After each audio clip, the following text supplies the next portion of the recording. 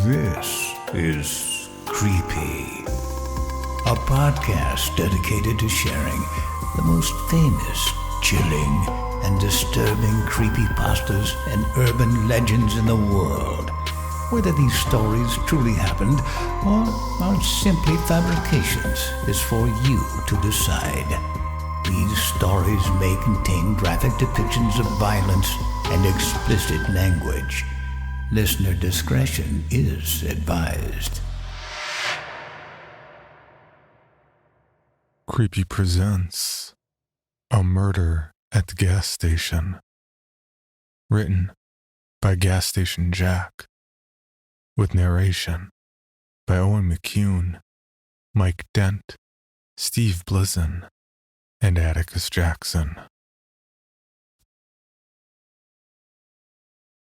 Anyone who's ever worked the night shift before can tell you, it's not easy pushing your body past its natural inclination to stop and rest. Something about nightfall triggers a subconscious urge to lay low, stay safe, and wait it out until morning.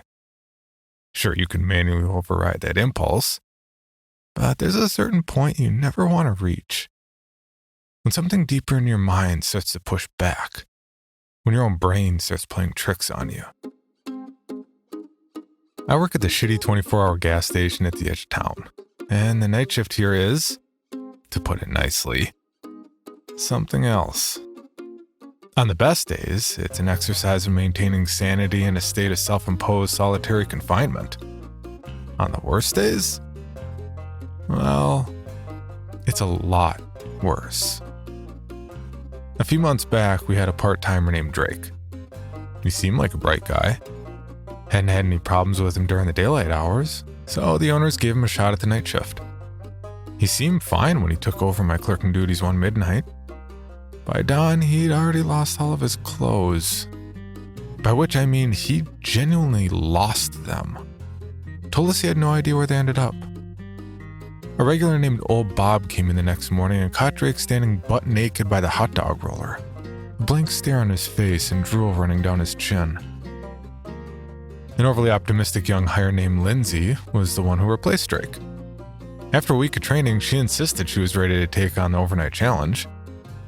To her credit, she made it 3 nights before cracking. Poor Lindsay called the sheriff's department at 4 a.m, ranting about how she'd fallen into a time vortex while cleaning behind the frozen drink machine. She swore she'd been trapped in a pocket dimension inhabited by dog people for several weeks. Before any of you get excited, let me assure you that her story falls apart upon closer examination. I checked behind the frozen drink machine and I didn't see any time vortices. When I came in to start a morning shift a few days later, there was nobody at the register. I eventually found the new hire, Gus, standing in front of the mirror in the bathroom. When I asked what he was doing, he told me he'd been trying to remove his contact lenses for the last hour and a half. After the paramedics got him cleaned up, he came to his senses and confessed that he wasn't even wearing contact lenses.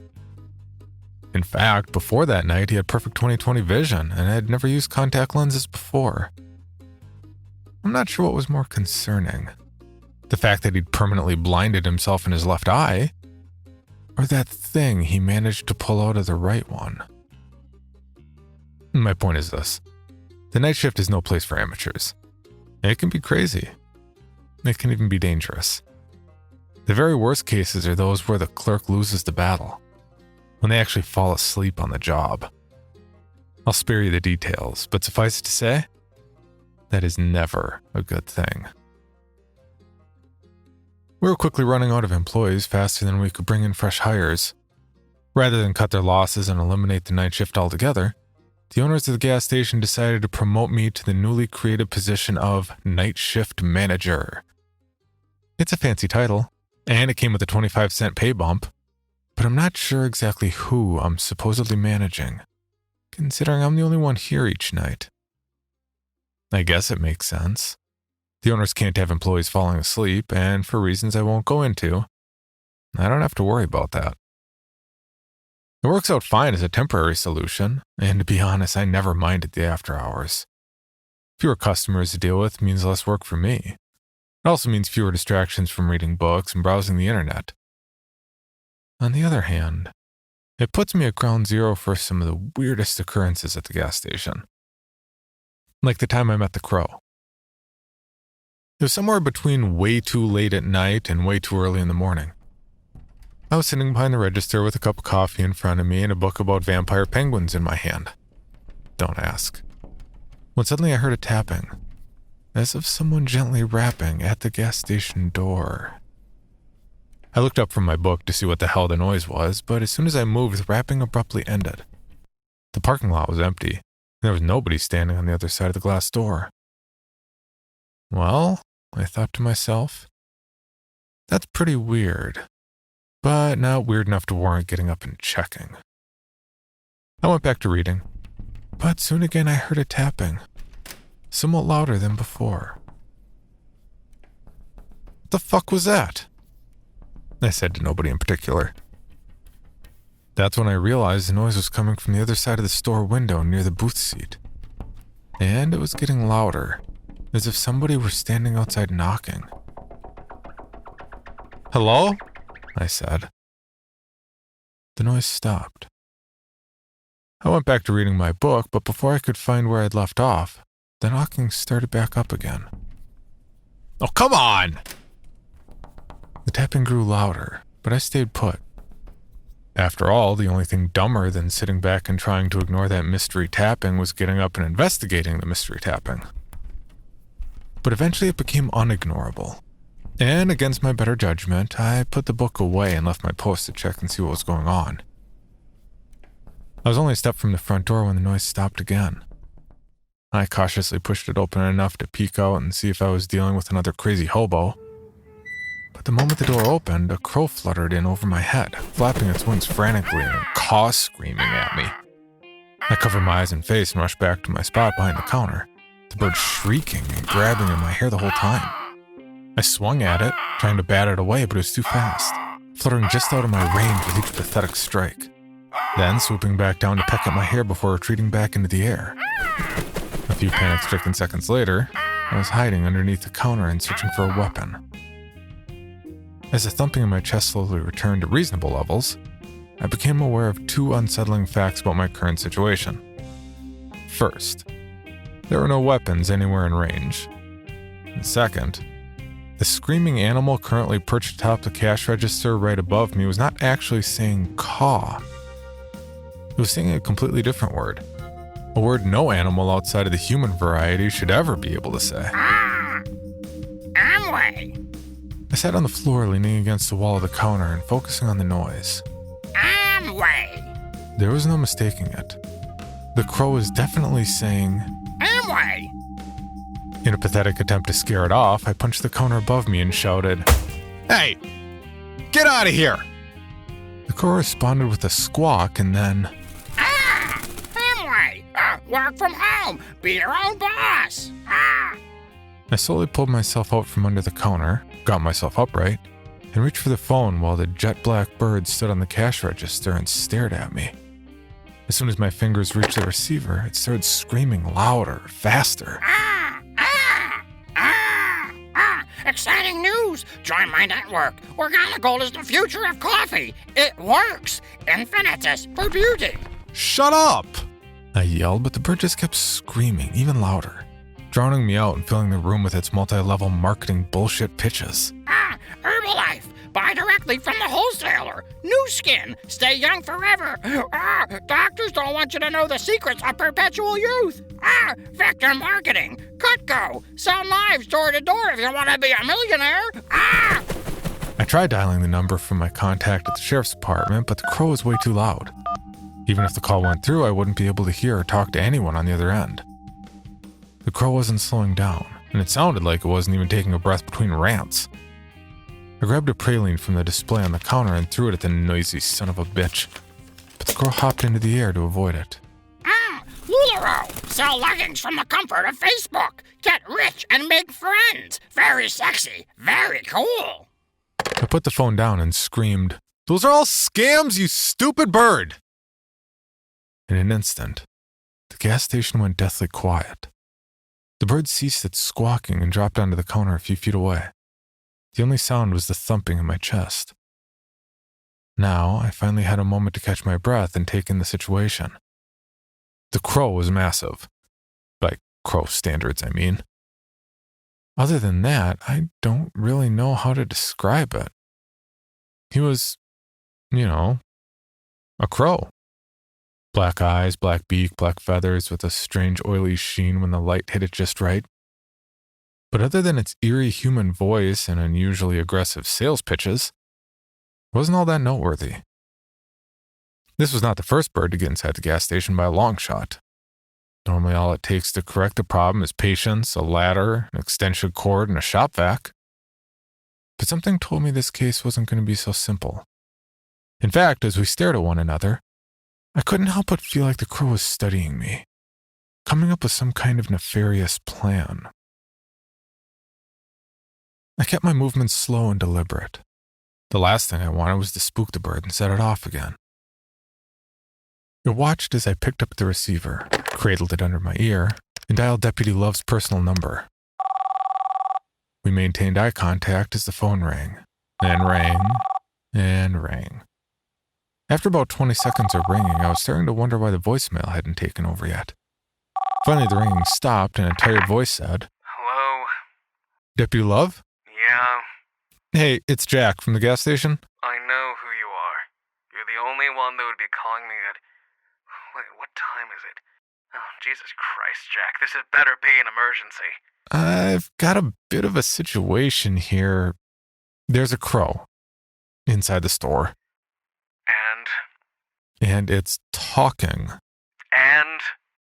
And I'm sorry. Maybe you didn't hear me. I said there's a talking crow inside the gas station. So? He's talking in English. Oh my God, did you really call me for this? Jack, let me remind you about the rules of our relationship. If it's not life-threatening, I don't care. Crows can talk. They're like parrots. Call animal control in the morning and don't go near it. I assure you, it's more afraid of you than you are of it. Now, leave me alone. Don't call me back unless someone is dead or dying. With that, he abruptly hung up on me. I stared at the receiver as the crow squawked.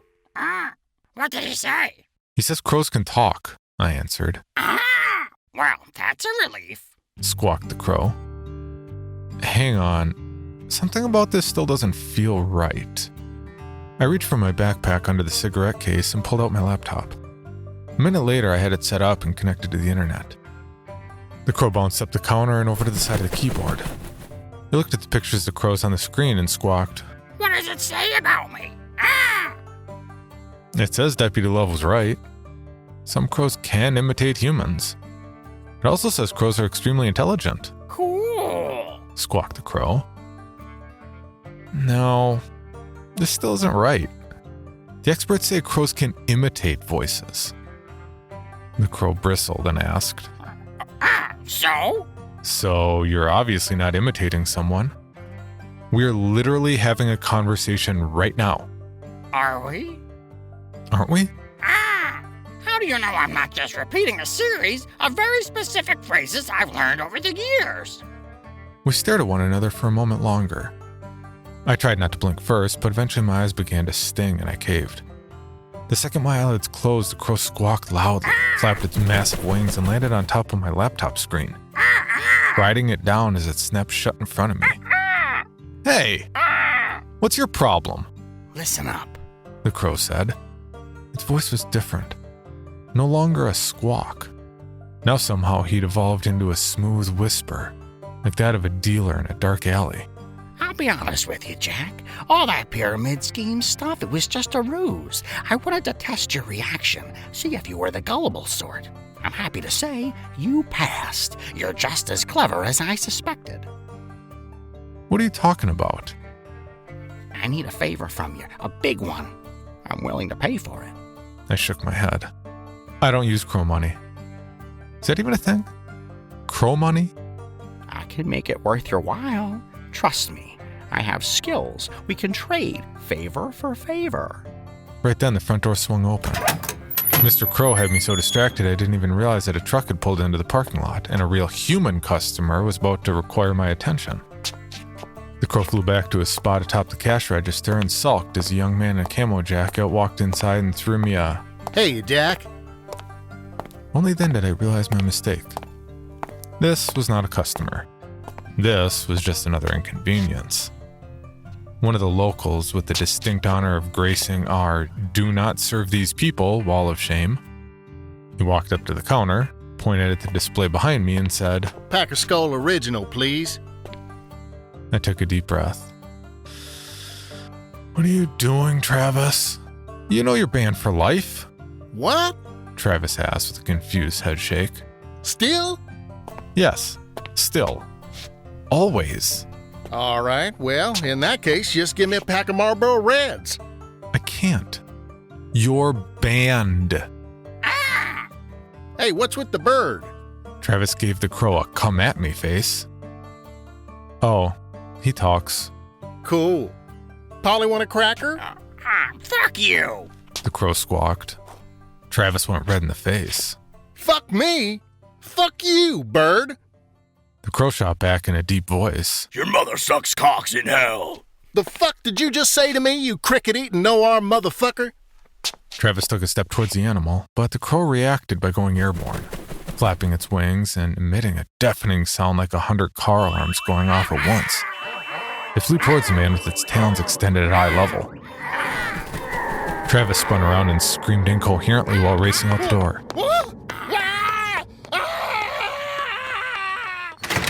As soon as it had shut behind him, the crow went silent and landed on the counter.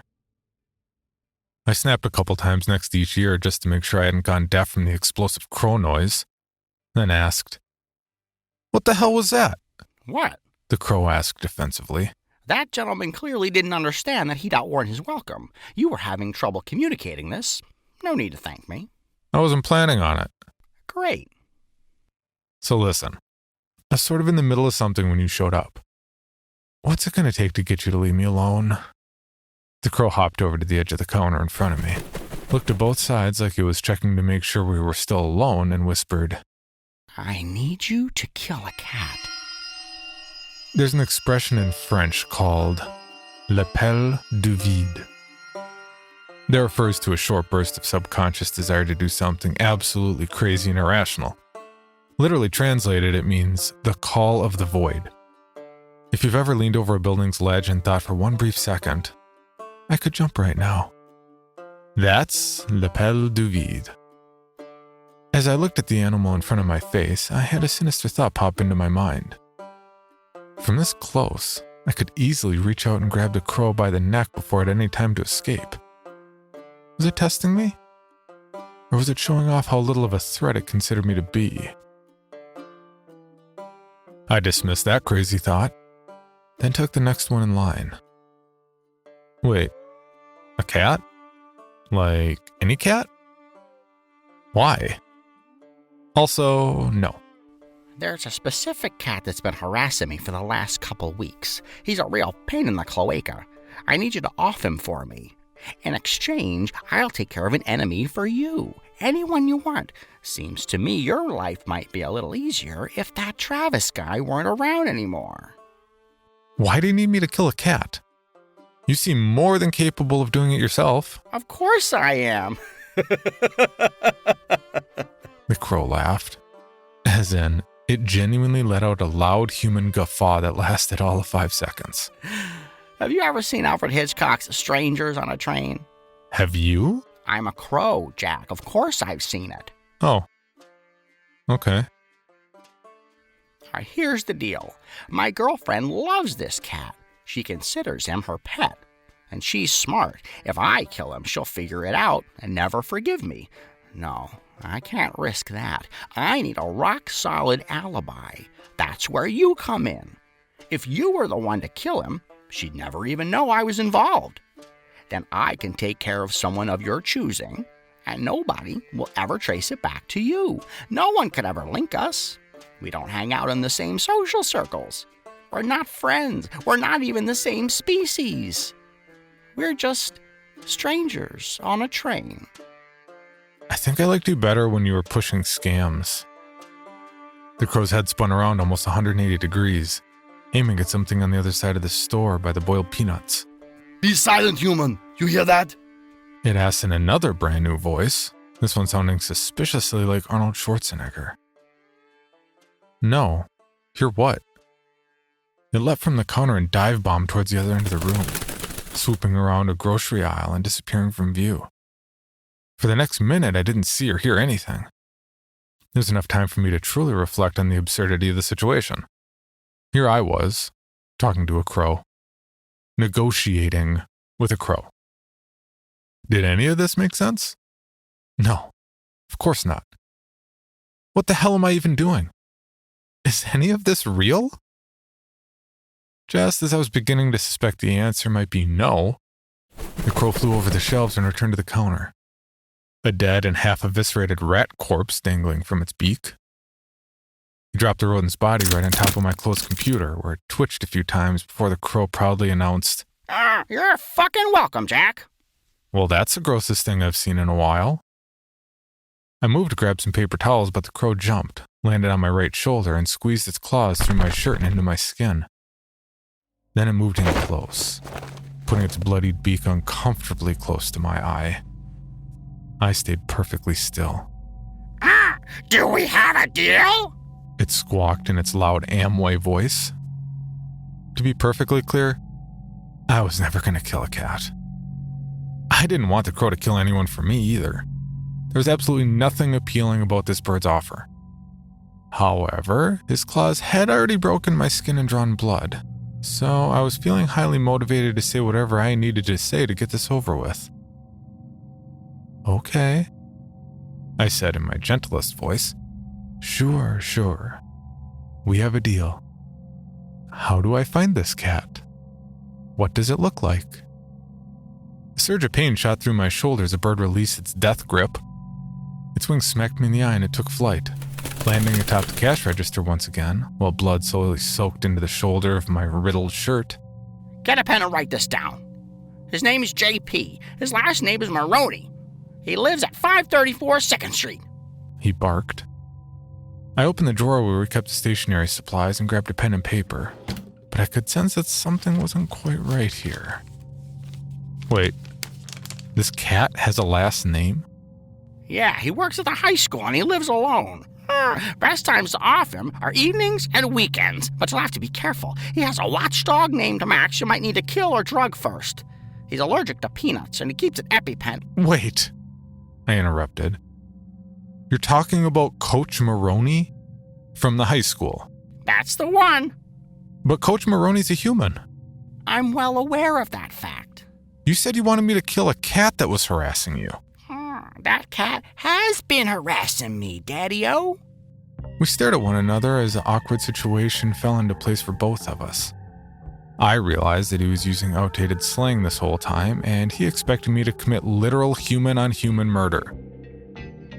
He realized that I was already notably hesitant about the idea of killing a literal cat. For the first time in my life, I realized that a bird was actually disappointed in me. And I won't lie, it was a real low point.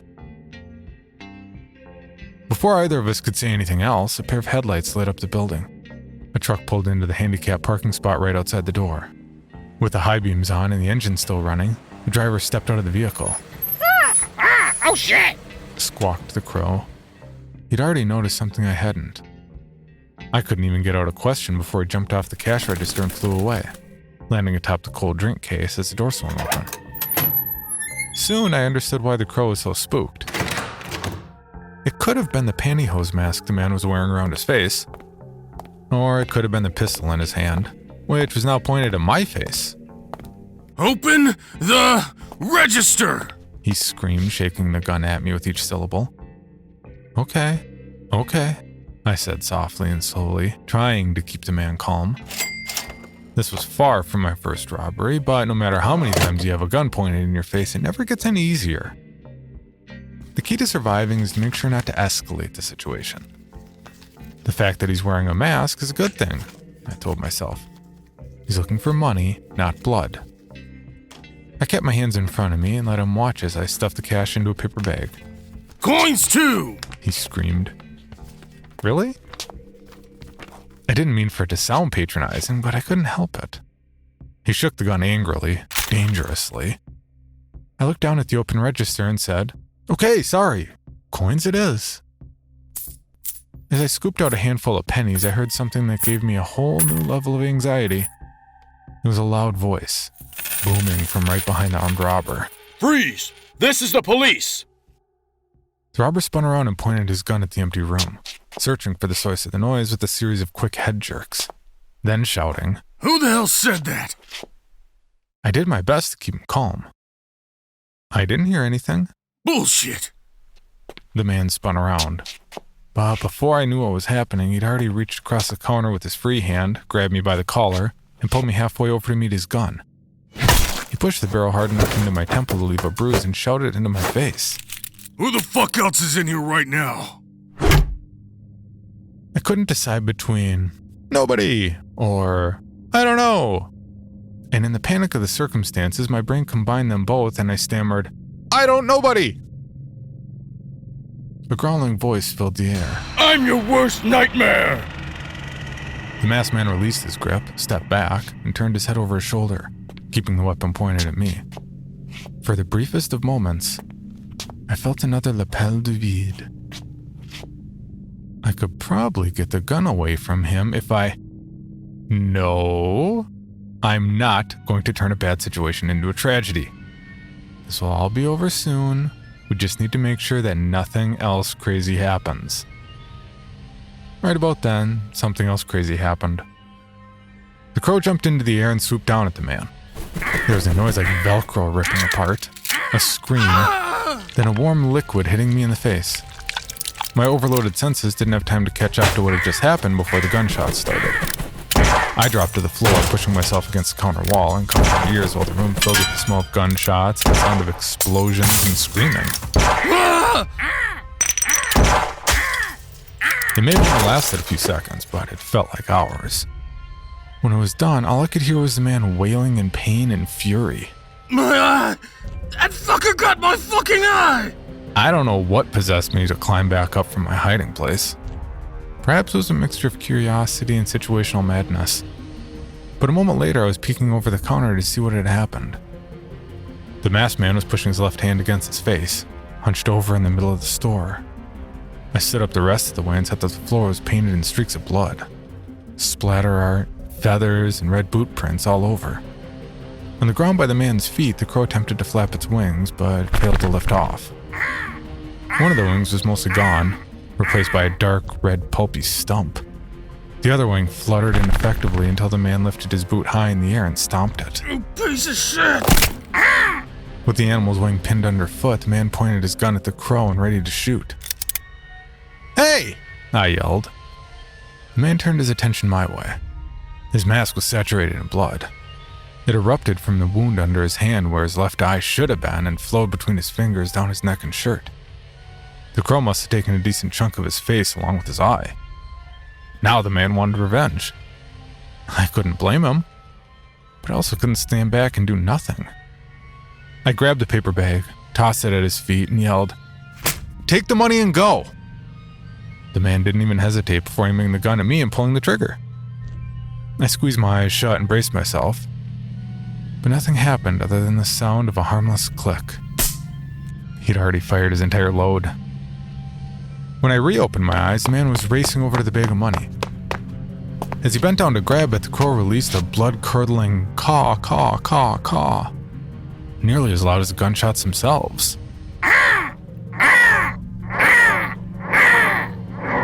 The man ripped off his blood-soaked mask and threw it on the ground, shouting something at me I couldn't hear over the continuous sounds of bird.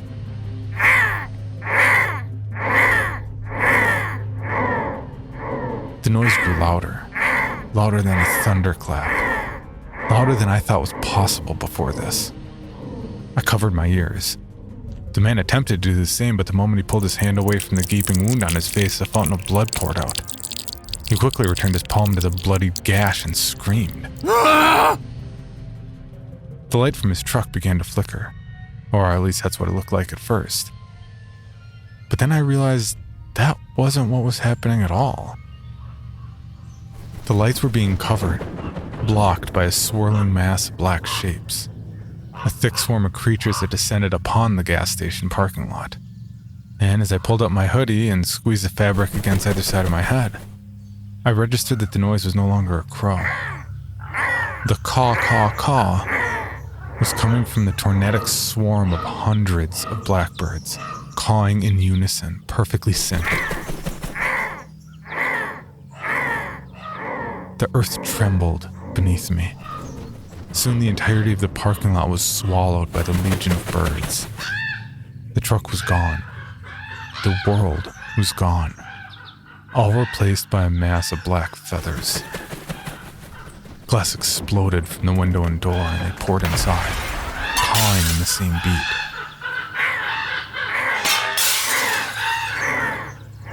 All I could do was stand by helplessly as the swarm took the man piece by piece.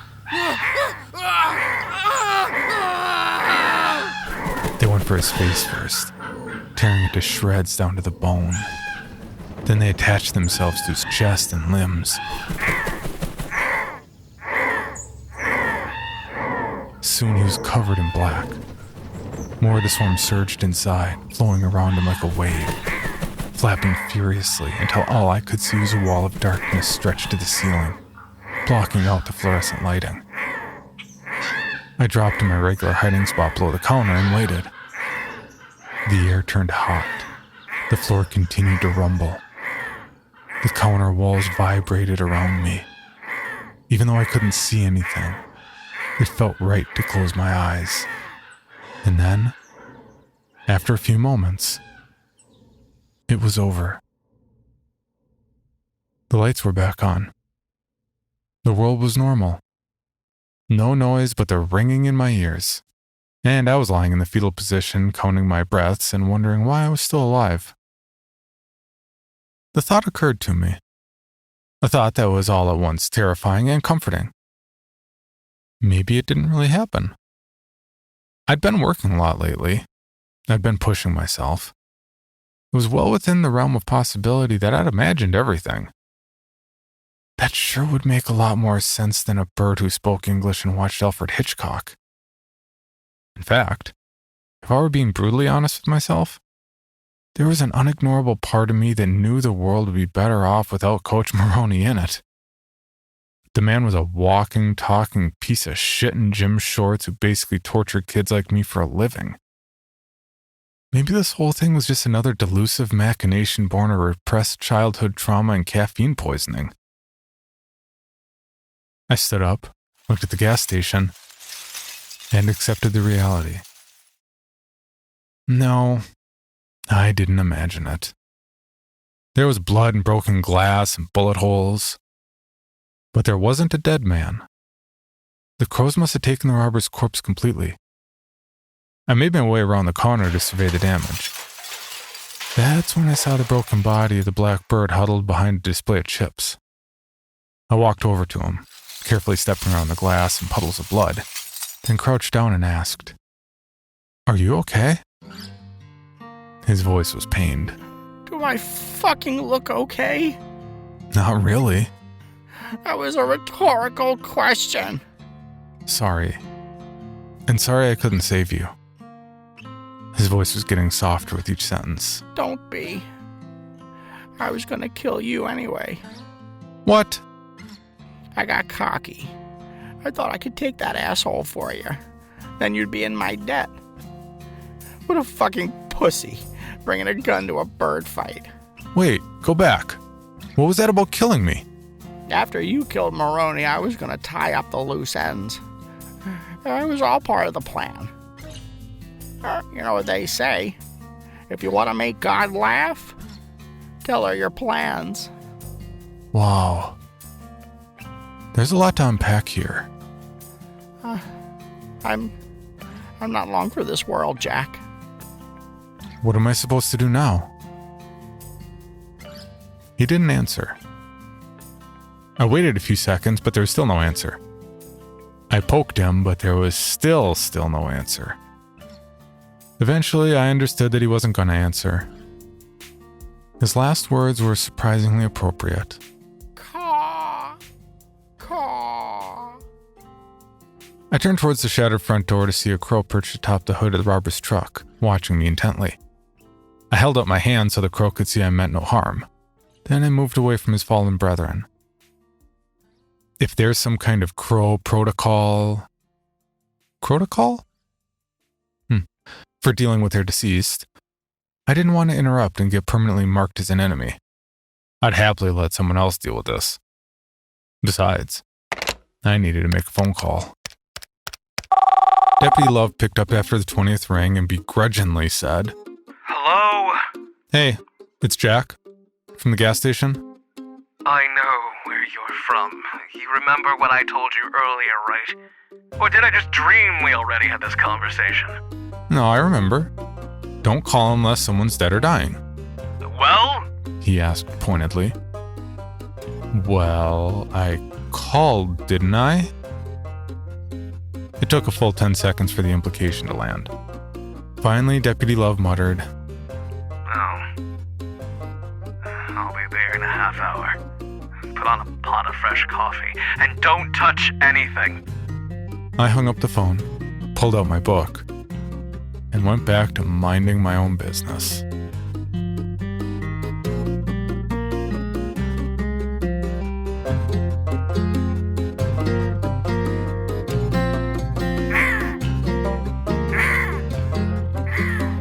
Maybe do caw noises here? I don't know. I could also say caw, caw, caw, caw. Okay. We've now made crow noises on the podcast. For more information, including pictures and videos of the stories told on this podcast, or to suggest stories for future episodes, please visit us at CreepyPod on Twitter, Instagram, and Facebook, or email us at creepypod@gmail.com. All stories told on this podcast can be found at creepypastawikia.com and are protected by a Creative Commons license. Some rights reserved unless otherwise stated.